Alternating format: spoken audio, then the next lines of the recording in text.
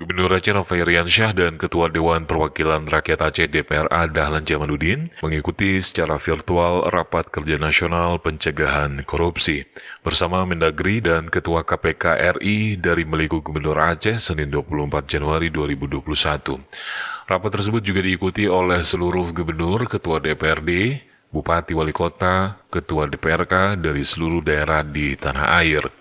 Dalam kesempatan itu ikut hadir mendampingi Gubernur, Asisten Bidang Pemerintahan dan Keistimewaan Sekda Aceh M. Jafar, dan sejumlah kepala SKPA terkait. Menteri Dalam Negeri Republik Indonesia Muhammad Tito Karnavian dalam arahannya meminta semua kepala daerah menjalankan sistem pemerintahan sebaik mungkin dan juga menjauhi tindakan korupsi.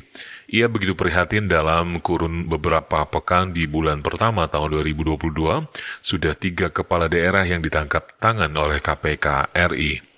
Tito berharap penangkapan 3 kepala daerah di awal tahun 2022 ini harus menjadi momentum perbaikan dan juga pembelajaran bagi seluruh kepala daerah lainnya agar tidak melakukan perbuatan serupa.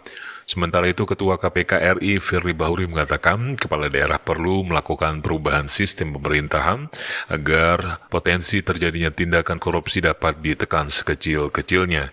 Menurutnya, integritas menjadi hal yang penting untuk perlu dimiliki di setiap pimpinan agar tidak melakukan penyalahgunaan kekuasaan.